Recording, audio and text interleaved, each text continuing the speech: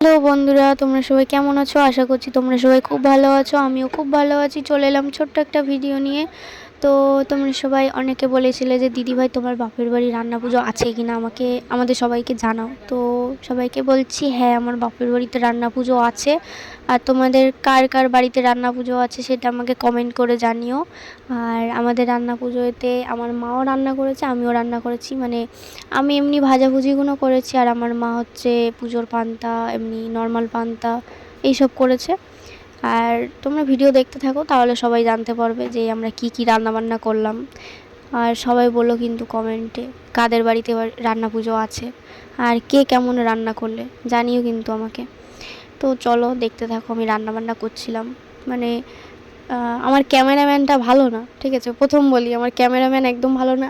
মাঝে মাঝে খুঁজেই পাওয়া যাচ্ছিল না, আবার মাঝে মাঝে খুঁজে পাওয়া যাচ্ছে। ওই জন্য অর্ধেক রান্নার ভিডিও করতে পেরেছি, অর্ধেক রান্নার ভিডিও করতে পারিনি।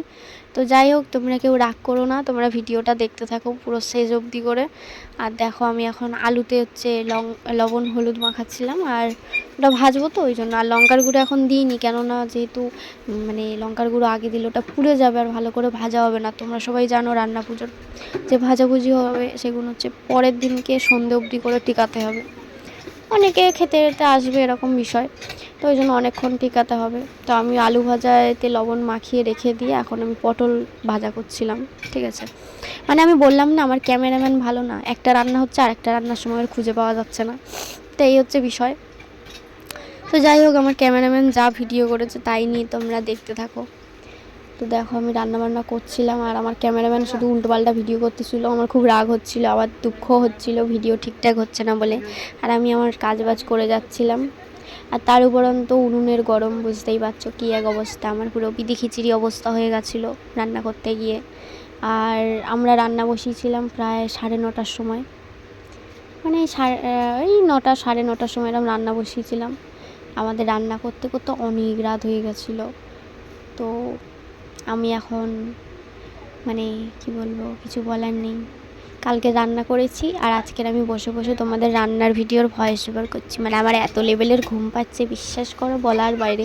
কিন্তু তোমরা আবার আমার ভিডিওর অপেক্ষায় বসে আছো, তো ওই জন্য আমি আর ঘুমালাম না, ঘুম বাদ দিয়ে আমি ভিডিওর ভয়েস ওভার করছি। যদি কোনো ভুল হয়ে থাকে আমারে ক্ষমা করো, কারণ ঘুম হয়নি, তো ঘুম ভরেতে বকতেই পারতেছি আমি উল্টোপাল্টা। দেখো, আমি পটল ভাজাতে লবণ, মানে লবণ বলতেছে, লঙ্কার গুঁড়ো দিয়ে দিলাম। মানে বুঝতেই পারছো না ঘুমালে যা হয়। লঙ্কার গুঁড়ো দিয়ে দিলাম, দিয়ে এবার নাড়াচাড়া করছি। একটু পরে পটল ভাজাটা তুলে নেবো। এই কাঠটা আবার বের করে দিয়েছিলাম, মানে হাতে গরম লাগতেছিল, মানে কী আর বলবো, কিছু বলার নেই। যাই হোক, তো আমার রান্নাবান্না দেখে আবার যেন কেউ হাসাহাসি করো না। আমি জীবনে প্রথম রান্না পুজোর রান্না করছি। যারা আমার থেকে পাকাপোক্ত রান্নি একদম আমার ভিডিওতে এসে একটু জানিয়ে দিয়ে যাও কীরকম কী রান্নাবান্না করতে হয়। আমি জীবনেই প্রথম রান্না পুজোর রান্না করছি। ও দেখো তুলে নিচ্ছি, মানে ওই আর কি। মানে রান্না পুজো হয়ে গেছে, এই পটল ভাজা হয়ে গেছে, রান্না পুজো বলছি, পটল ভাজা হয়ে গেছে, এবার তুলে নিচ্ছিলাম।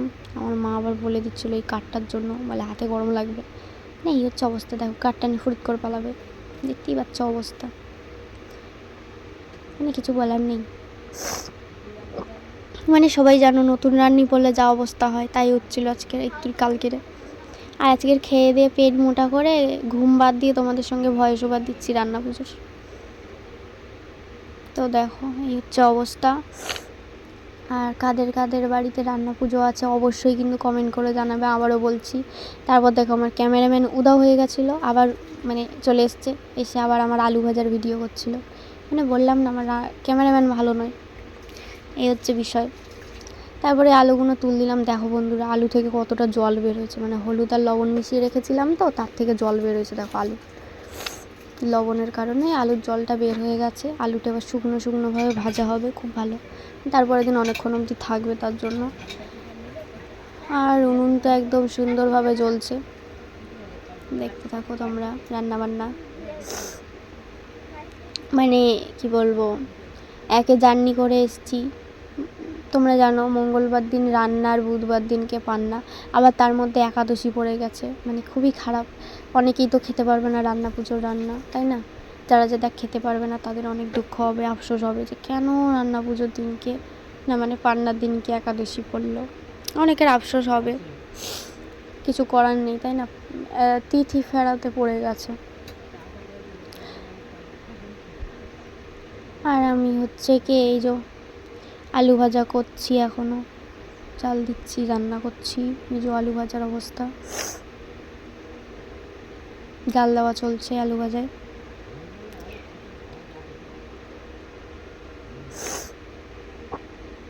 মানে কি এক অবস্থা ভাবো।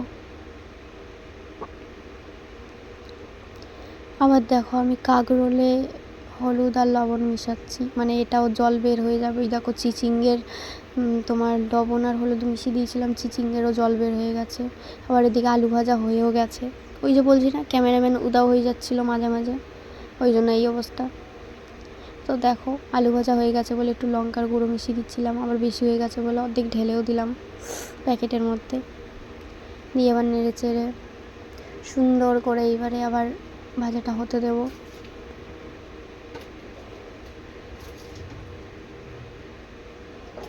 দেখো নাড়াচাড়া চলছে এখনও।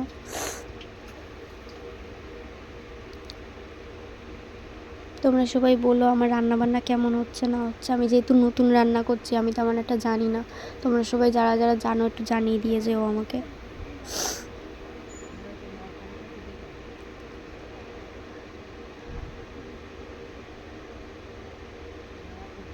আর তোমাদের যাদের যাদের রান্না পুজো আছে তাদেরকে বলছি, তোমাদের বাড়িতে কি কি রান্না হলো আমাকে একটু কিন্তু কমেন্ট করে জানিয়ে যাও। তোমাদের বাড়ি পান্না করতে যাব। আমাদের তো রান্না পুজো হচ্ছে, আর তোমরাও সবাই চলে আসো আমাদের বাড়ি পান্না করতে।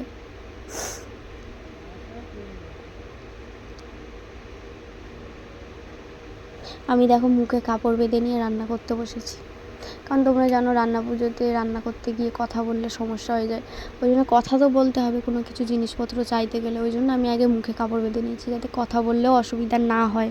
যারা যারা জানো না এটা একটু জেনে রেখো।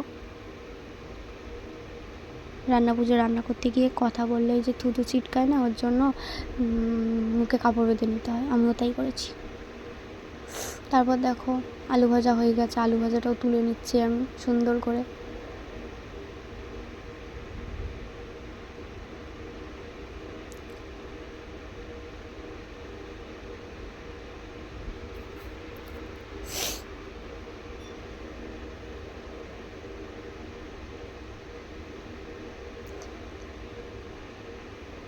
আর তোমরা সবাই জানিও কে কটা অবধি করে রান্না করেছো, মানে রাত্রিবেলা কে কটা অবধি করে জেগে জেগে রান্না করেছো সেটাও একটু জানিয়ে দিও।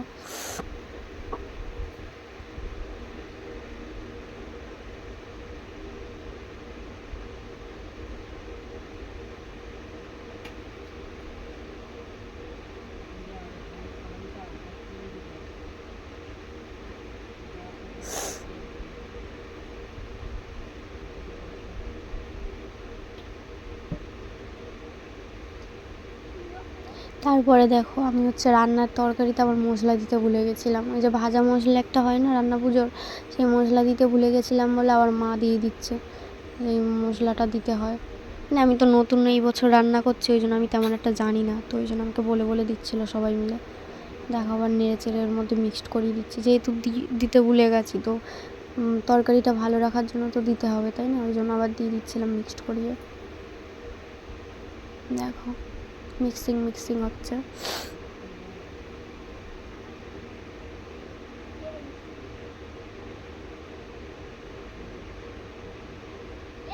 হ্যাঁ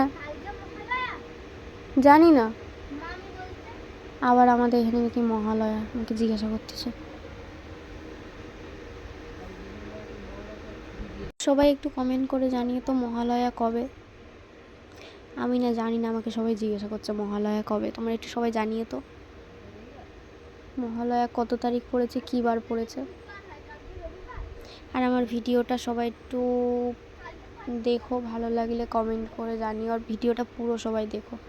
অনেক মজা আছে তরকারি, মানে এটা আবার ঢ্যাঁড়স ভাজা। আবার যেন ঢ্যাঁড়সগুলো দেখে তোমরা হেসো না, হ্যাঁ অনেক ঢ্যাঁড়সে না পোকা ছিল, মানে কী বলবো 500 ঢ্যাঁড়সের মধ্যে অর্ধেক ঢ্যাঁড়স পোকা ছিল, খারাপ ছিল, যে কারণে দিতে পারিনি। ওই জন্য এই কোটাই বেঁচেছে, ওই জন্য এই কোটাই রান্না হয়েছিল। কেউ যেন দেখে হাসাহাসি করো না, হ্যাঁ ঠাকুরের পুজো তো, আর ঢ্যাঁড়স ভাজা হবে মানে হতেই হবে এরকম বিষয়। কারণ দুটো হলেও ভাজা করতে হতো, হচ্ছে বিষয়। সবাই জানো ঢ্যাঁড়সের মধ্যে যদি পোকা থাকে আমরা আর কী করবো বলো।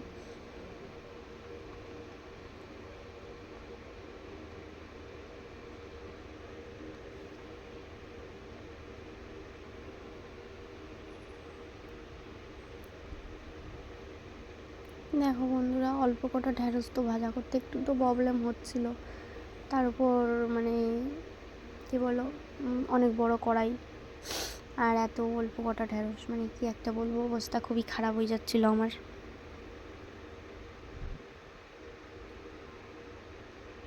যাই হোক, রান্নাবান্না হচ্ছিলো এরমভাবে। আমি যখন ঢ্যাঁড়স ভাজা করি প্রায় তখন 1টা-1:30 বাজে রাত। এইভাবে রান্নাবান্না চলছিল। তারপর আমার ক্যামেরাম্যানের ঘুম পেয়ে গেছিলো বলে ক্যামেরাম্যান পালিয়েছিল, আমি আবার ক্যামেরার দিকে দেখছিলাম। তারপর দেখো ক্যামেরাম্যান ঘুমাতে এসেছিলো, এসে আবার ঘুম পায়নি বলে গিয়ে দেখে আমি কচু শাক রান্না করছি, মানে ওই যে কচুর ডাঁটা যেটা রান্না হয়। আবার ক্যামেরাম্যান আবার ক্যামেরা অন করে লেগে গেছিলো ভিডিও করতে, মানে যার যেটা কাজ বুঝতেই পারছো। কে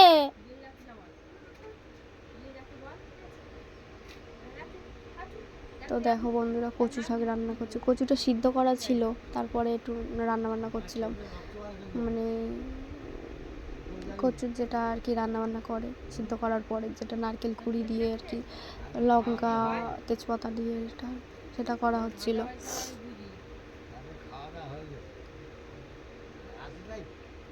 তারপরে আমি যে ডাল চচ্চড়ি করেছিলাম সেই ভিডিও হয়নি, আমার ক্যামেরাম্যান পালিয়েছিল। তারপর ডাল চচ্চড়ির পরে তোমার কি বলে পায়েস করেছি, তখনও আমার ক্যামেরাম্যান ঘুমিয়ে পড়েছিল, ঠিক আছে, ওটা অনেক রাত্রে করেছি তো।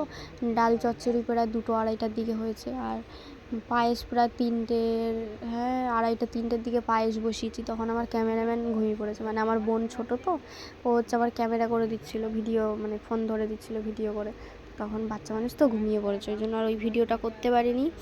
ওই ভিডিওটা যারা যারা দেখতে চাও আমার পান্নার ভিডিওতে চলে যেও, রান্না পুজোর পান্নার যে ভিডিওটা আমি করেছি ওইটাতে চলে যেও, ওরা তো দেখতে পাবে আমি কি কি রান্না করলাম, পুরোটা বলে দিয়েছিলাম আমি রান্নায়। আবার আমি খেয়েও ভিডিও করেছি, সবাই বলো।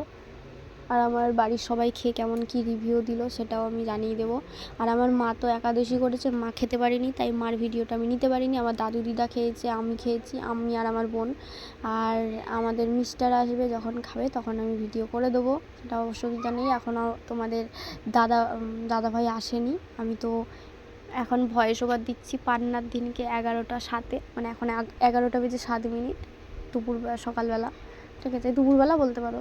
তোমাদের দাদাভাই এখন অবধি আসেনি, 1টা-1:30টার সময় আসবে, তখন ওর রিভিউটা দেবো। তো সবাই ভালো